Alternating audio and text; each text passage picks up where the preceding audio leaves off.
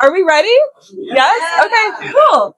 Welcome everyone. Thank you for joining us today. For those of you who don't know me, I'm Vana. I run the Vanaverse and I run Verse and Voices, which are these live author events. Today we are sitting down with the one and only Koda Poindexter, author of Tainted Glass, a psychological thriller book, which I'm sure some of you guys here are familiar. So the way that this event is going to work, it's going to be broken down into 4 parts. So the first part, it's going to be an interview, very casual. It's not structured or anything. It's really just trying to get to know Koda, what inspires him to write, what inspired him to write Tainted Glass, and get a little bit of insight as to what the book is about.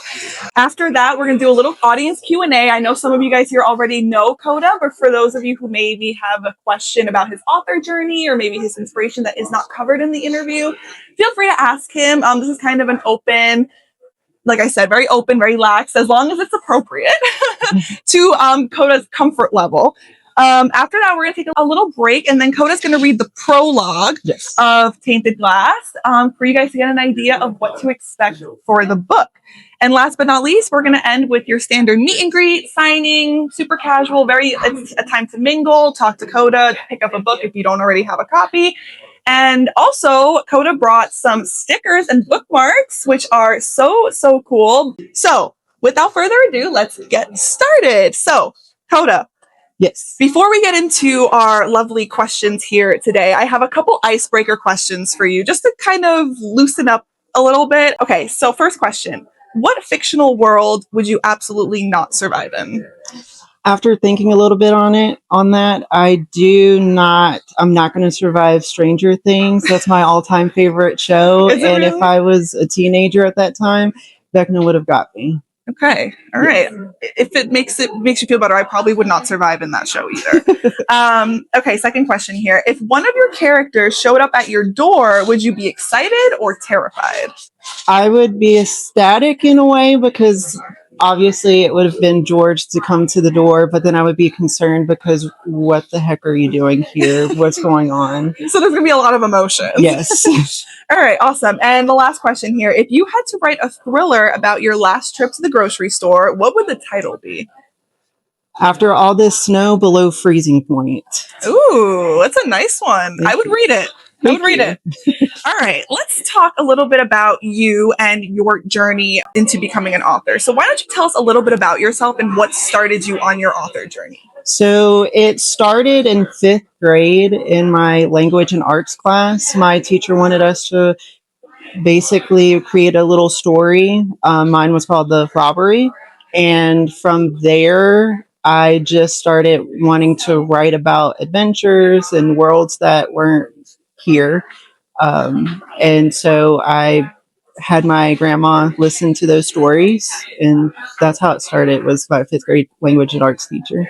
So your first book was your first story was The Robbery. Yes. So I'm assuming it was was it a mystery? Or? It was a mystery. Okay. It was about, her name was Izzy. She was trying to figure out who stole her parents' jewelry, and she uncovers the mystery by the end of it. It's like 2 or 3 chapters, not that long at all. Did you always know, was that like instinctual for you to just write a mystery or like a suspense or a thriller, like in that genre? Were you always interested in that? I will say at first I was really into adventure. Okay. In the fantasy world, and then it kind of shifted as I went along with it. Okay. Awesome. All right. So what is your writing style like? Do you like to outline your book? Or do you you figure it out as you go, scene by scene? We'll get to it when we get to it. I'm a figure it out kind of person. Okay. I did not outline this book at all. And then it's really about emotion. Mm-hmm. So I tend to go through like the emotions of each character. So.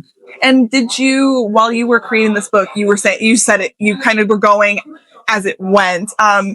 Did the characters come to you first, or did you have like a plot in mind and you're like, ooh, I want to see where this goes? So when I first started writing, the characters were the very first thing that I would think of. But with this particular book, the plot, just because I experienced some of those things in the book. Okay. Awesome. How did you think of the storylines and characteristics for your character? You were saying that the plot was based on inspiration from your personal life, but what about the characters? Some of those or most of those characters are actually inspiration from people in my life too. Really? Yes. Oh, that's very cool. Okay, we'll talk about that a little bit more when we get to the book specific questions. In writing Tainted Glass, what was your favorite part about writing it? Was it the drafting stage or the editing or was it release day? Definitely the first draft, just seeing where I can go with the book because I feel like I have so many ideas in my head and I just want to go along with and try to get where I need to be with it. But yeah, it's definitely the drafting. It's very impressive because a lot of authors say that they hate the first draft. They're just like, this is like the worst part of the whole thing. So I'm very intrigued that you love the first draft. Because you can literally go anywhere you want to with it and not be self-critical until the later stages. Yes, yes, absolutely.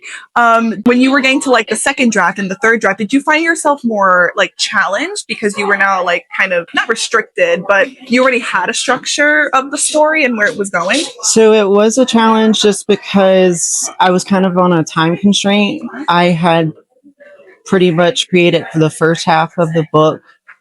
By the time I got with my publisher, I hadn't finished the whole manuscript. And so when you have from September to December to get it done, you kind of don't have time to go back and edit. So I actually got with my publisher and we spent from February all the way up until August. It was August, trying to edit and revise it to get it ready. And this is just more of a curious question for me. How long did it take you to write the first draft? I did have author's block for a good while, and that was just because I lost my grandmother in 2017, excuse me. And from there, I kind of wrote the first half, and then the second half was several years later, actually. So it took about 7-8 years altogether. I'm so sorry for your loss of your grandma. Thank you. Okay, so let's talk a little bit about what writing means to you in a general sense. What does it mean to you, like, beyond just writing a story? Like, what does it do for you? I feel like it's venting about what has happened to me in the past, and yeah, it's just very emotional for me. So, especially with where I used to read it all the time with my grandma. So, Did she, you said you were writing it, did your grandma, was she able to see like the first few chapters? Did you share it with her? She actually was there when I was writing one called The Secret of the Mist. Okay. And that was one of my earlier novels. That was actually my second novel that I wrote, the first one being The Robbery, the short story. So just being able to read through that, she was very, she just was there. She was very involved. Yes, yeah. That's awesome. I love that. How does that passion and love for your imagination show in your writing? So when I think about the writing in general, when going into adventure, when I was younger, I used to watch Birds of Terabithia, The Chronicles of Narnia, Harry Potter. Yes, yes. So all of those really, I wanted to create my own little world, kind of like those authors did. And so just having that adventure. Yeah, and just kind of doing it yourself. Yes. And that's really not having really constrictions. Absolutely, yeah. And I mean, like in a psychological thriller, you can kind of take it wherever you want. Like you can throw in a plot twist here, a plot twist there, and just make everyone guess, like, okay, what's happening here? Like I thought I had it, but now I don't. You're a published author. So a lot of the authors I work with are self-published, but you went through Gold Dust Publishing. Correct. So I'm very curious to know, how was that process like for you? How did they pick you up? And just tell us the whole story, or as much as you can tell us. Yeah, so my previous manager, she wanted me to network a lot. So I was actually helping out a Pride event in Winston-Salem. At that same time, another manager was manning the tent that we were at, and then he was letting me know that he had another tent that he was manning, which was Gold Dust Publishing. His husband actually was the owner of that publishing company, and so I kind of went over there, introduced myself to him, and then he was interested when I was talking to him about being a writer, and I was working on Tainted Glass. He told me then to kind of make sent him the first 3 chapters, and then also a little bit about myself. And then once he read that, he was interested enough to give me a contract. That's so cool. Very cool. And how is it working with a publisher?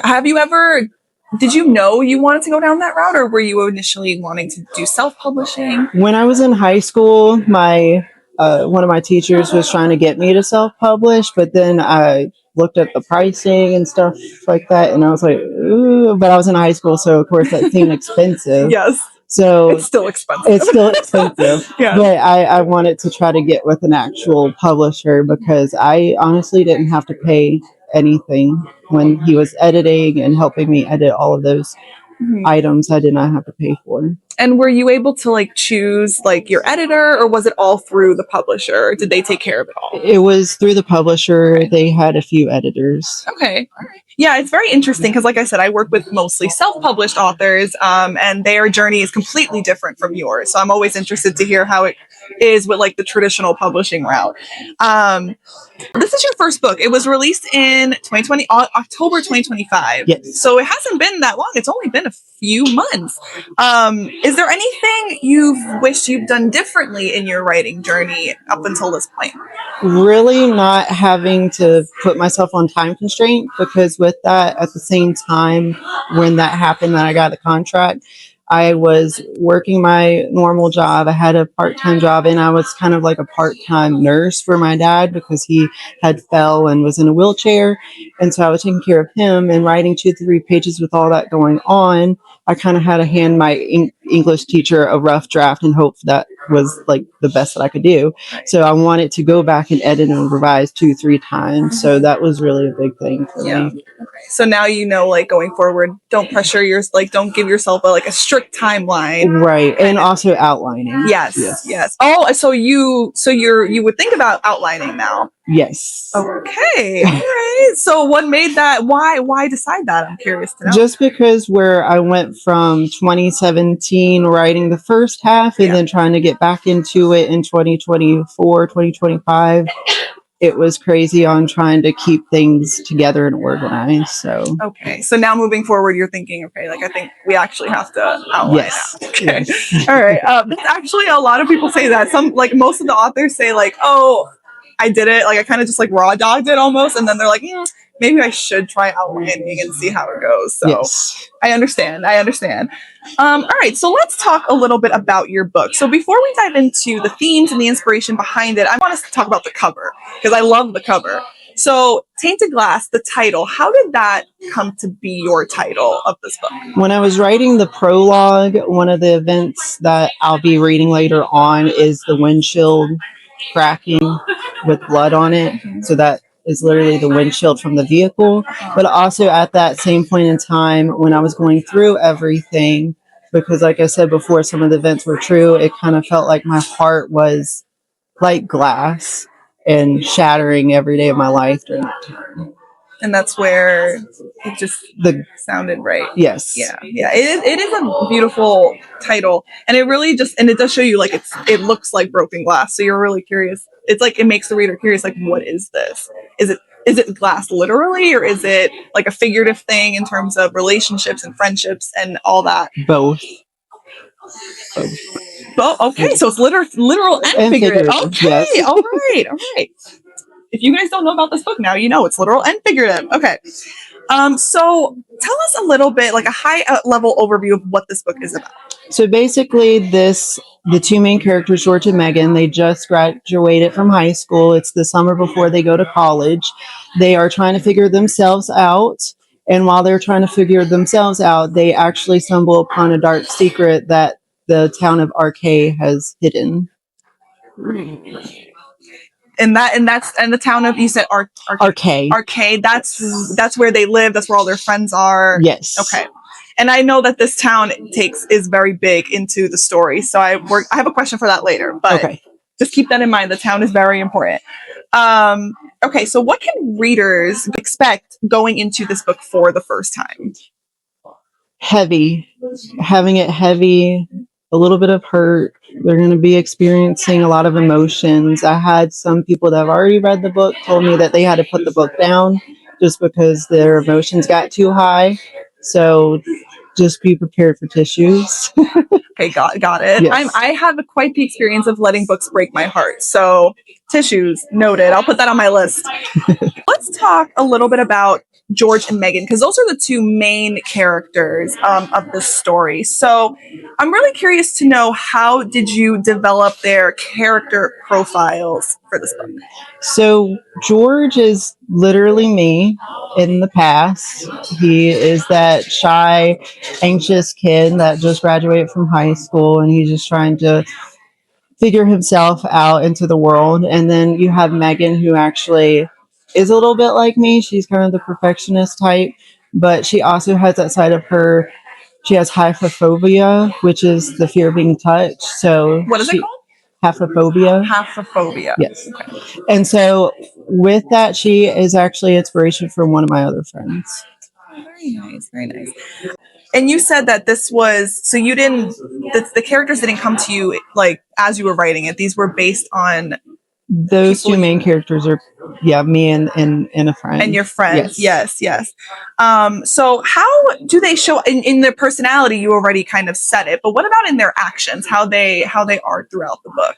Kind of like the nervous feeling with George. He kind of is like the nail biter and just like, hey, like, but with Megan, I mean, she's kind of hyper, and she'll say sometimes off the wall stuff. So okay. All right. So does Megan have a filter? No. Okay, noted. One important part of these characters' journey is self-discovery. It's learning to find their self-worth. Like you said, like they just graduated high school, they're going to college, they're trying to figure out, okay, who I am and where is my place in the world. So how do their struggles in the book reflect real life emotional journeys? So there's an author's note in the book where it talks about sexual harassment, depression, anxiety, self-harm, thoughts of suicide. I mean, all of those are really big things in the world right now. And also with boundaries, isolation, all of those are really, and pushing others away when you really need them the most. Mm-hmm. Those are really big themes in the book. Yeah, absolutely.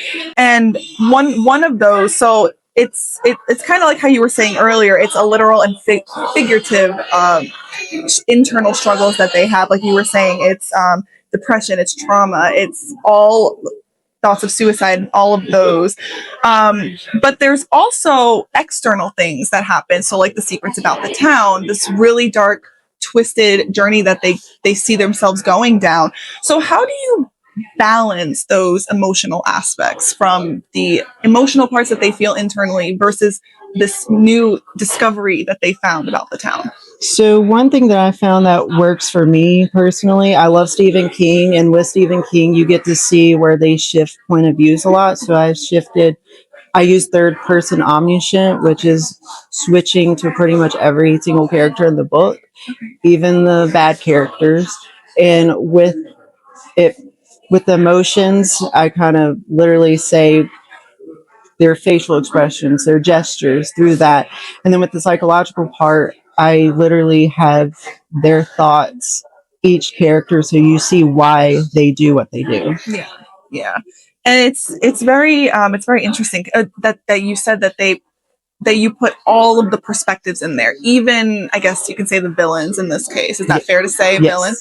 So that's very interesting. What was it like putting your mind into the villain's mind, if that makes sense? Because you're changing through all of these authors. There's 9 characters in this book that are really emphasized on. So I'm curious to know, how was that for you?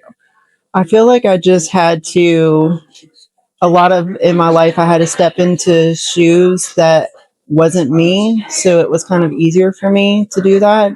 I will say that I wanted to have the readers literally be there and be right beside the characters, and so I think my past experience helped me with that, just being able to put on different shoes as I went. Yeah, and it's really important to, like you say, like put yourself in different shoes to even know, right? You have to like see how are they seeing the world in through their eyes, right? Especially a villain.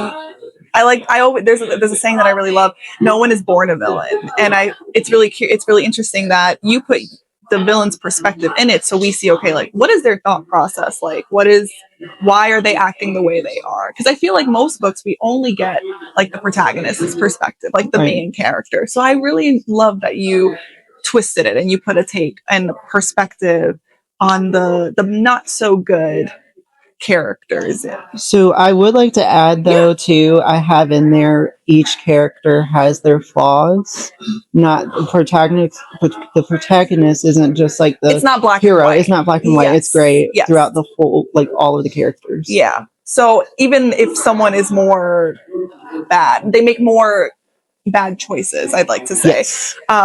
It doesn't mean that they're just a bad person. Right. Yeah. And that really, I feel like it's us, right? It's that real life aspect that you keep saying that it's a lot from your personal life. Not everybody, just because someone makes bad choices, it doesn't mean they're a bad person. Right. So I want to talk about the town a little bit. So how did you come up with the setting and the secrets and the uncertainties? Like, what was your thought process like when putting it on paper? So the town itself, Arcade, actually comes from arcane, which is mysterious and secrets. Okay. And then with the town itself, I wanted to kind of mimic a small town, my small town, Rocky Mount. Mm-hmm. And then also, you typically wouldn't see all of this transpire when going into, because part of the story is in the grocery store.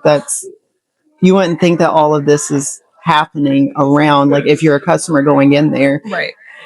Everybody's dealing with all of this stuff. Mm-hmm. So I thought it was kind of different than like a city or like a established known, because one of the themes is isolation, and that town itself is isolated. Yeah. That's very cool. So I'm really curious, how did you, like, the characters, what was kind of like their catalyst, I will say, to this discovery, if you can say without spoilers? How would that, what propels the characters is what I'm trying to say. Definitely in the prologue with the car crash, what that happens. A real catalyst is a party that kind of forces the characters to see a secret that has been there, but no one's really been asking why. Right. Yeah. That's when the true mystery opens up. Yes. Was there any part, like a scene or a twist or just making connections throughout the book to make the book flow? Were there any challenges that you had while writing? Really was honestly the editing part, but as far as the scene goes, which I can't go into detail because not everybody has read it yet. Of course, yes. Is the ending. The ending, okay. Yes. So is that like the plot twist when it's like, ooh, like the big reveal kind of? Yes. Okay. So what was challenging about it? Can you talk a little bit about that? Because I will admit, I wanted to end a chapter earlier, but my publisher and I were discussing, and he was like, you need to do one more chapter to kind of get like because I wanted the plots that weren't filled in my sequel.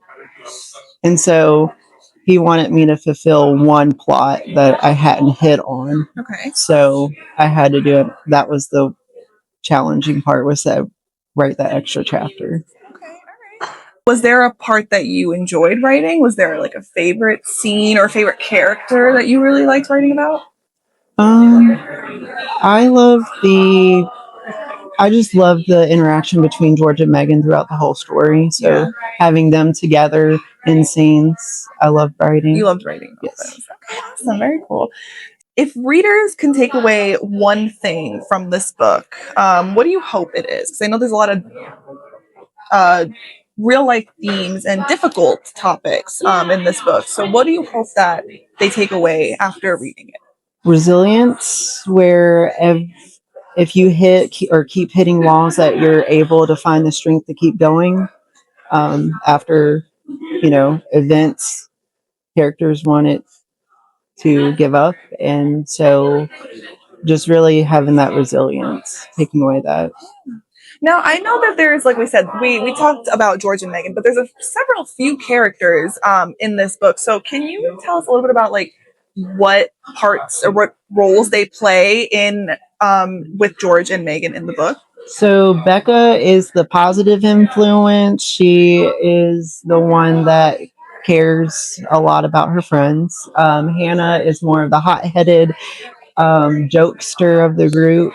Timothy, he's more of the That was a big liar. lie you did. I was gonna say, okay. So you say he's a liar. A liar. Okay. Nick is more of the caretaker of the group. Okay. James is more of the rebel.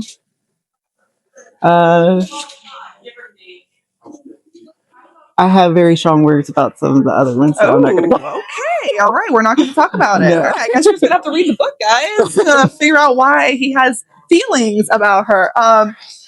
Okay, I'm actually curious. I came up with this. It was just a really curious question. Who is your favorite character outside of George and Megan? Because I know you really love them, but I need to know. Nick. Why? Just because he is there for George when he doesn't feel like he has anybody. Oh, that's sweet. Okay. And are these characters also inspired from real life?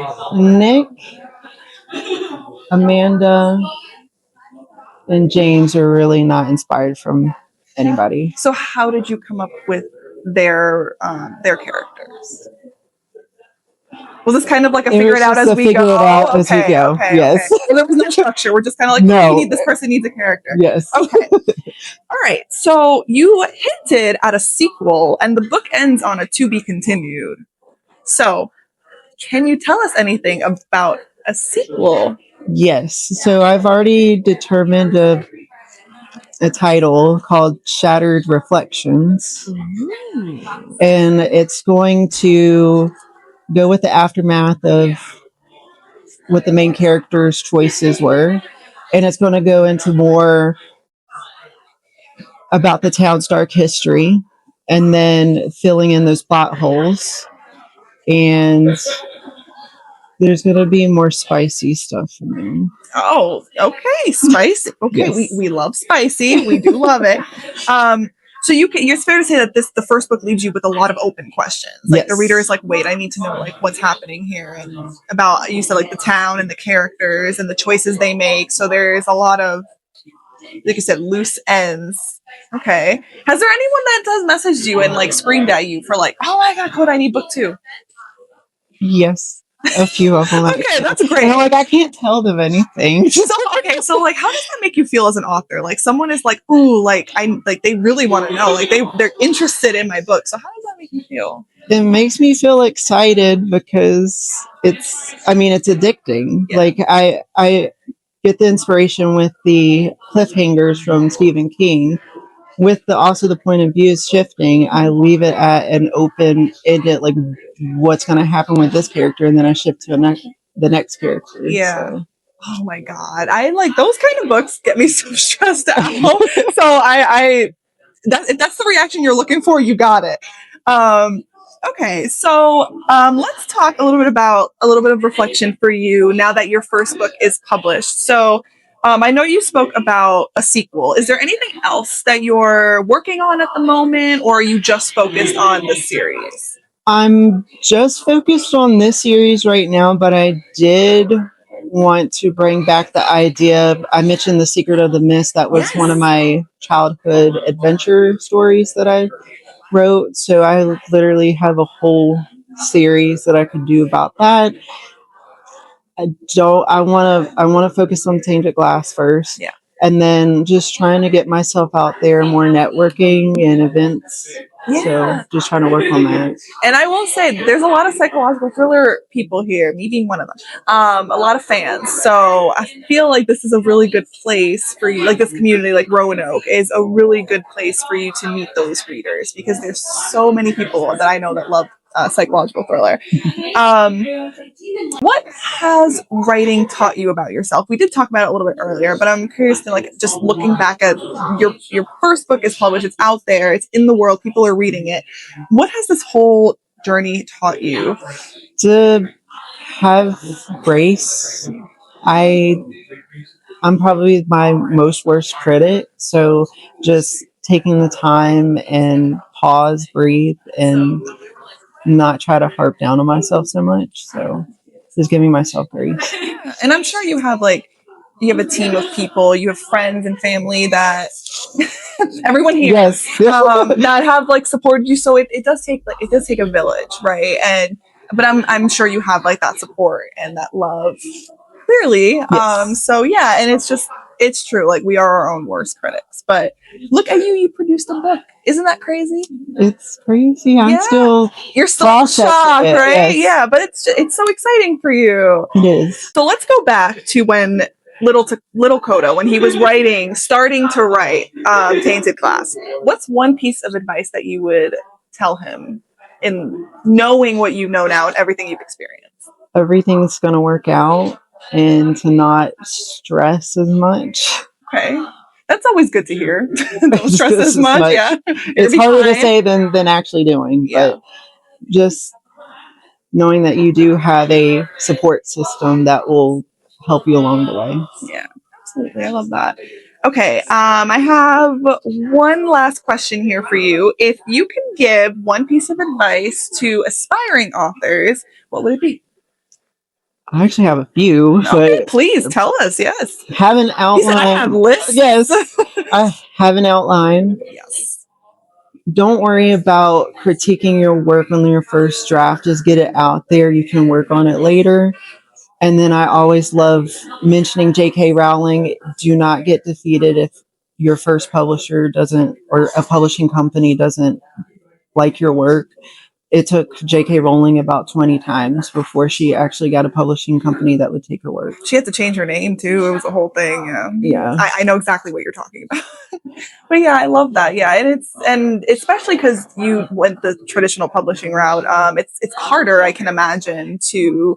Yes, I did want to mention this too. Yes, to point out with the time constrictions, they're just admitting this, and I'm gonna. But there is some typos still in there. Okay. So that's noted, more of noted. with the publisher. But that's okay. It happens. Yes, yes. So we're all humans. That's right, absolutely. And like I said, I'm sure you've gotten so much love for this book that a silly typo here and there won't. It doesn't matter. It doesn't matter. Exactly. Awesome. All right, well, Koda, thank you for answering all of my questions. Now I'm going to turn it over to you guys. Does anyone have a question for Koda? Yeah. First question, favorite movie? My favorite movie? Oh gosh. Probably I'm gonna go with my childhood classic, Bridge to Terabithia. That's such a good movie. It is. Say it again. Bridge to Terabithia. I'm not sure if your publisher's here, but I guess it doesn't matter. But do you feel like your publisher diluted your work at all? Question mark. I think with the publisher, I mean, we had to both work on it. I think he did try to do the best that he could because it is a small publishing company, and with it being small, you have a limited amount of tools. So I think we did the best that we could with it. You're welcome. Did you ever experience burnout or writer's block during your writing process? And if so, what did you do to get over that? So I did experience writer's block, like I said before, about 6-7 years. Burnout, I did have where it got too much when I was first writing it because I just went through it. So I had to step back, pause, take a break, and then come back to it. Yeah, makes sense. So I did. With writer's block and all that, did you feel anxiety to get back into it? What I had to do, or were you able to give yourself a break? Giving myself a break, but also stepping away from this story line and then creating or doing something else. As far as writing, I had to do like another prompt, which honestly, when I got the first half done, I did the prompt, which kind of path the way for the rest of the book. So I kind of use that prompt to help me get over the hump, but also move forward to the end of the book. Thank you.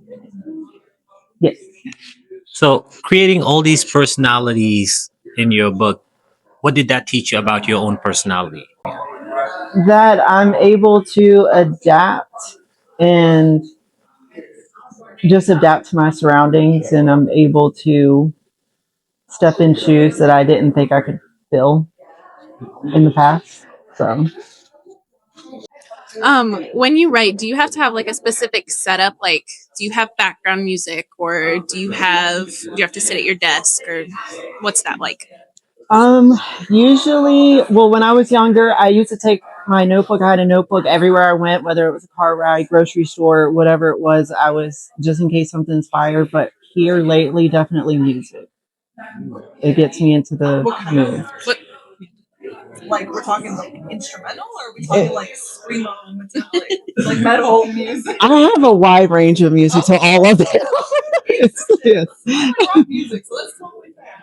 Just like whatever gets you in the zone, right? Probably pop and instrumental. So not I mean, I have that, but mostly the pop and instrumental. Yeah. do you still write in a notebook a lot, or do you use a laptop?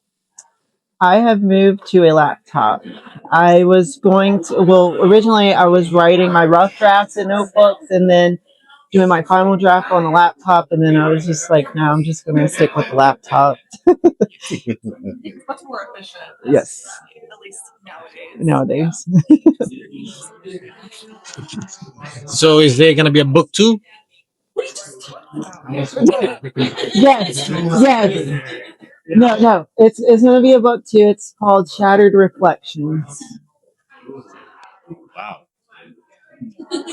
Is there? I didn't ask it. Is there a tentative date or not yet? Not yet. I will say I am on chapter 3. Your first draft. Yes. Okay. Yeah. Okay. No time restrictions. Take Exactly. your time. That's Exactly. right. No, it's nothing. You know I wouldn't do that. So, of course, he knows. So, I know you said music inspired you to write. So, is there a soundtrack to this book? And if so, what are some of the artists that you chose? So yes, there's a soundtrack. Back there is a QR code that goes to a Spotify playlist. I wanted to make it more immersive and feel even deeper, even without the soundtrack. I mean, you're feeling a lot of feelings. Um, Literally, I'm blanking out from the artist, but it's like various artists that you wouldn't even have heard of. Is there a sweet? The last one is yes. Because of the way the book ends. Obvious. Yeah. Okay. Yeah. Thank you for that reassurance. Perfect. So you said when you were writing the book, you had to kind of step back. What were some of the triggers that was happening, emotions? Just when I was writing through, because legitimately some of this stuff actually happened, I was replaying it in my mind as I was writing it. So it kind of triggered where I was hyperventilating and very anxious, and I had to step away from it. But just replaying it in my mind as it went down in my head. So, doing something for the first time, there's always that point where you feel like this is not for you, or you can't do this, or it's hard, you want to quit. Not the writer's block where you're just stuck. This is more like personally when you feel like you need to take a break or you just can't do it. Have you ever gotten to that point, and how did you overcome that point? I'm gonna go into this because this is the best thing. When the editor came back, because it was a rough draft, it was my first draft, sending it in, and then my editor came back. It was a heavy feeling on the reaction they had, because I needed to go back and edit and revise 2-3 times, and it did make me feel like I didn't, like, my number one passion I couldn't do. So there's going to be critics out there, but it's constructive criticism. I mean, So what did you do to kind of take yourself off the list? that inner in-between? I had to step outside and walk a little bit to kind of just get a fresh breath of air and then come back to it later. And this was like, we were literally week by week. So I had to literally take the whole day of not trying to do any sorts of revisions and just walk just to clear my head about the doubts and the anxiety of it. Well, listen, you already experienced it the first time. Right? Yes. So now when you're going into book 2, you're not starting from scratch anymore. You know things, and you know like the edits, like oh, like maybe my editor will tell me this, let me fix it, kind of thing. Yes. So you're not starting from like, oh my god, what do I do? So you have that experience. So I hope that gives you a little bit more like, okay, I know what I'm doing now. Like I'm in rhythm now. It does. Is that fair? I am in rhythm. Yeah? Yes. Okay. Any more questions? Yes. So, with your publisher, editor, whatever, did you ever disagree? Did they say to change something? You were like, it's staying the way it is. Yeah, Stand your ground. Yes, I had to stand my ground. Yes, I had to vent to some people, and some of them are here. But yes, I definitely challenged. I'll say after the party scene. That's the best thing I'm gonna describe. But he didn't want one way, and I wanted to stick with it. And I even had to bring the husband into the room. The husband had to come in, and he agreed with me. I may not know everything, but I know something. So yeah, there were various times. Difficult. Yes. Uh-oh. Are George and Megan cat people or dog people? The most important question of the day, guys. Honestly, in the book they don't have either. But if I were to choose, George would be a dog person, Megan would be a cat person. Okay. Do you feel people from small towns maybe have never experienced anything to get out and travel that could help inspire and get them out of their writer's block? Yes, only because yeah, like I said before, like taking my notebook everywhere or my laptop and going places and seeing new things, it inspires new ideas. So definitely traveling is a good. I second that. Yes. Okay.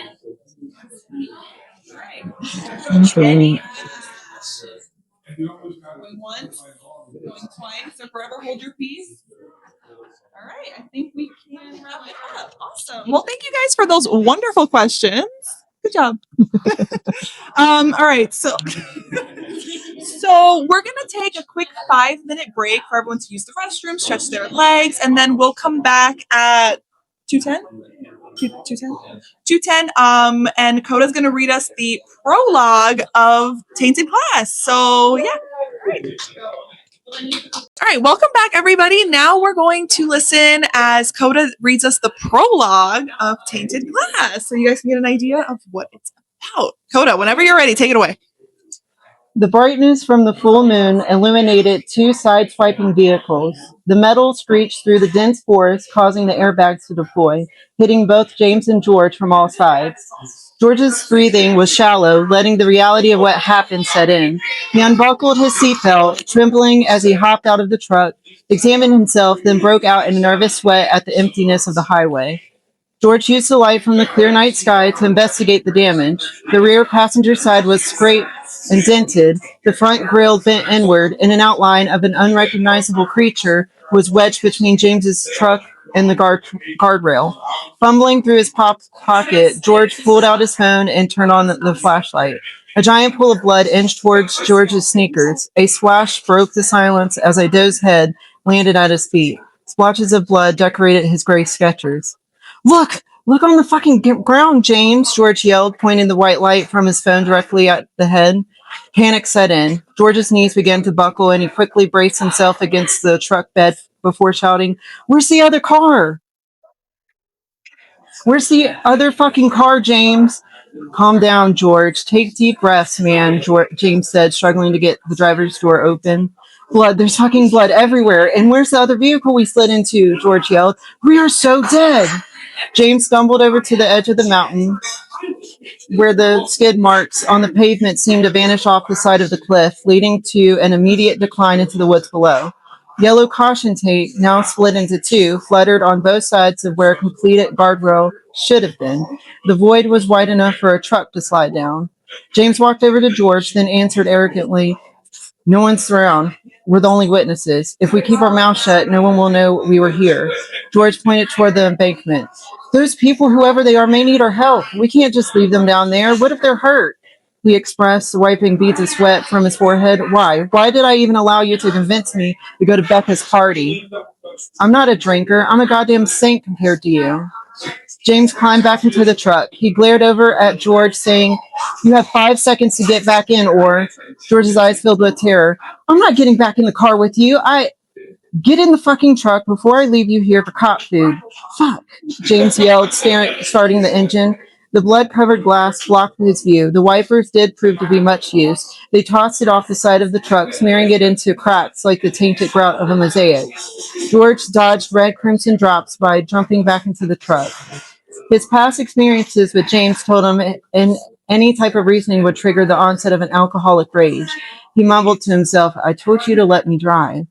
As James pulled back onto the highway, George noticed something feasibly impossible. The doe, the decapitated carcass he'd been standing so close to, had mysteriously vanished from the scene. James? Ignoring the sound of his name, James sped off. He had one hand on the steering wheel and the other rubbed his temple. "Pipe down. Fuck, you're giving me a migraine with your bitching. I need to think. My dad will murder me if he finds out about the grill, the dented hood, not to mention the fucking airbags and the blood-soaked shattered windshield.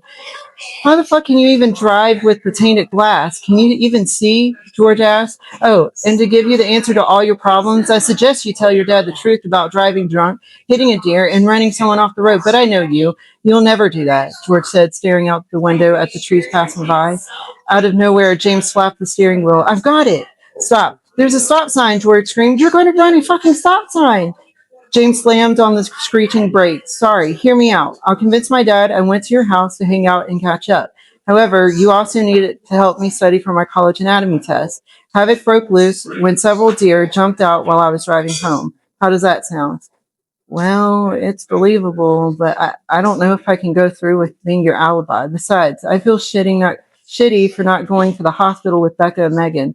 I feel even shittier leaving people behind who may be hurt," George confessed, staring at the floorboard, tears starting to form in the corners of his eyes. "Did you forget the woods are off limits? They broke the law the moment their truck went over the embankment and landed in the woods. Just be glad it wasn't us flying down the mountain. If you won't be my alibi, your head will be the newest addition to my shrunken head collection," James threatened as he dug his fingernails into the leather steering wheel. "I swear, James, this will be the last time I help you." Wow. Awesome. Good Thank you. job. Also, that is very, like, it really throws you in, like, as soon as you start. That is very, very interesting. All right. Well, thank you so much for that. Thank you. I hope you guys enjoyed that little insight of how the book starts. Also, I'm very curious to know, just, I know we're not interviewing anymore, but I'm just very curious. Are you ever considering getting like an audiobook for this book? So my publisher said, and he does do audio books. If I sell enough, then I can get an audiobook. Okay. I don't know the whole details of how many books or the amount I have to, because he never told me, but yeah. It's just like, I feel like this book would be do really well as an audiobook, especially if there's like a duet. Yeah, that, thank you.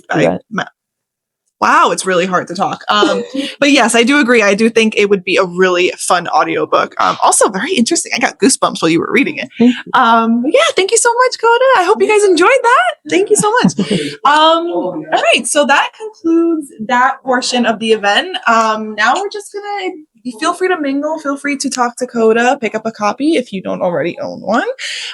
Maybe pick up some stickers and bookmarks while you're at it. And yeah, feel free to get them signed too, you know.